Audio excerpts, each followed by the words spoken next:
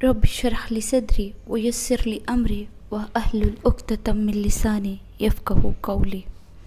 بسم اللہ الرحمن الرحیم۔ السلام علیکم ورحمۃ اللہ وبرکاتہ۔ آپ دیکھ رہے ہیں بنت اسلام یوٹیوب چینل اور میں ہوں فارحہ۔ رسالت مآب صلی اللہ علیہ وآلہ وسلم نے فرمایا، تم میں سے ہر ایک فرد ایک طرح کا حاکم ہے اور اس کی رعیت کے بارے میں اس سے سوال ہوگا۔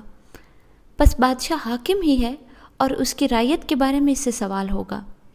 ہر انسان اپنے گھر کا حاکم ہے اور اس سے اس کی رعیت کے بارے میں سوال ہوگا۔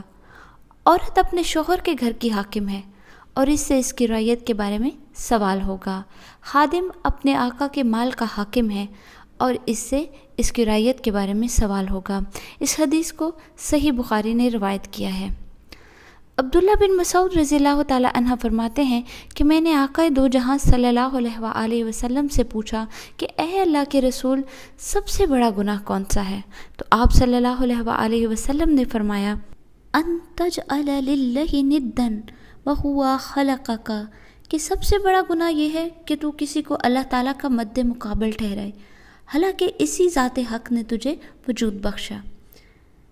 میں نے عرض کیا کہ اس کے بعد پھر کون سا گناہ بہت بڑا ہوگا؟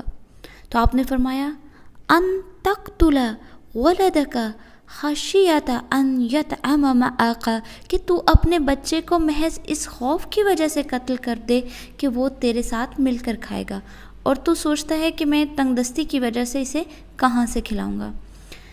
تو حضرت عبداللہ بن مسعود فرماتے ہیں، میں نے پھر استفسار کیا کہ اس کے بعد پھر کون سا گناہ سب سے بڑا ہوگا؟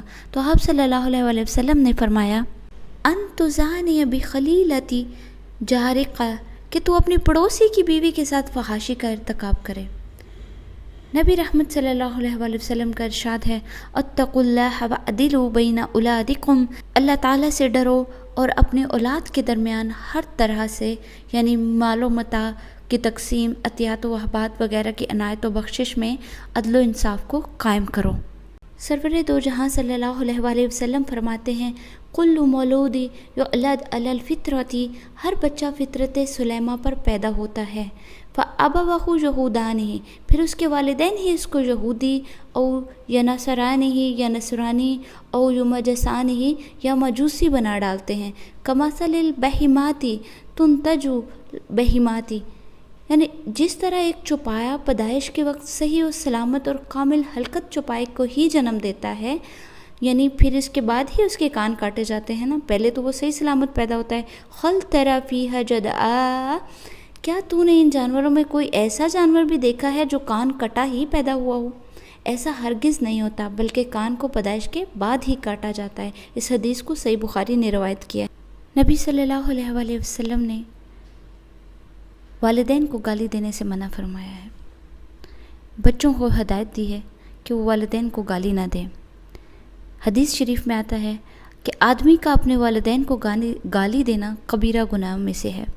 پوچھا گیا، اے اللہ کے رسول، آدمی اپنے والدین کو کیسے لعن طعن کر سکتا ہے؟ فرمایا، وہ اس طرح کہ جب وہ کسی دوسرے آدمی کے باپ کو گالی دے گا تو وہ بھی جواب میں اس کے باپ کو گالی دے گا، اس طرح جب وہ دوسرے کے ماں کو برا بھلا کہے گا تو وہ بھی جواب میں اس کی ماں کو برا بھلا ہی کہے گا۔ تو اس لیے نبی صلی اللہ علیہ وآلہ وسلم نے گالی دینے سے منع فرمایا ہے۔ ایک اور جگہ پہ ایک آدمی نے رسول صلی اللہ علیہ وسلم کی خدمت میں حاضر ہو کر عرض کی کہ اے اللہ کے رسول صلی اللہ علیہ وآلہ وسلم، میرے حسن سلوک کا لوگوں میں سب سے زیادہ حقدار کون ہے؟ تو آپ صلی اللہ علیہ وآلہ وسلم نے جواب دیا، امک، تیری ماں۔ اس آدمی نے دوبارہ عرض کیا، پھر کون ہے؟ آپ نے ارشاد فرمایا، امک، تیری ماں ہے۔ اس نے تیسری بار پوچھا کہ پھر کون ہے؟ آپ صلی اللہ علیہ وسلم نے فرمایا، امک، تیری ماں ہے۔ اس نے چوتھی مرتبہ پھر یہی سوال دہرایا تو آپ صلی اللہ علیہ وسلم نے فرمایا، ابک، یعنی تمہارا باپ۔ اس حدیث کو صحیح مسلم دونوں نے روایت کیا ہے۔ تو ان حدیث کی روشنی میں نبی صلی اللہ علیہ وسلم نے اپنی امت کو ہدایت کی ہے، بچوں کو ہدایت کی ہے کہ والدین کو کسی کو بھی گالی نہ دو کہ بدلے میں وہ آپ کو گالی دے تو آپ کے والدین کو لگے، اور یہ کبیرہ گناہ ہے۔ والدین کو ہدایت کی ہے کہ اپنے بچوں کو رزق کی تنگی کی وجہ سے قتل نہ کرو، یہ کبیرہ گناہ ہے۔ والدین کو ہدایت کی ہے کہ اپنے بچوں میں عدل و انصاف کرو. اگر آپ کے جتنے بھی بچے ہیں ان کے بیچ میں کوئی بھی چیز بانٹنی ہے تو اس کو برابر مقدار میں بانٹو، کیونکہ ناانصافی کرنا بچوں کے بیچ میں، کسی کو کم کسی کو زیادہ دینا، یہ کبیرہ گناہ ہے. یا رحیم یا اللہ یا کریم یا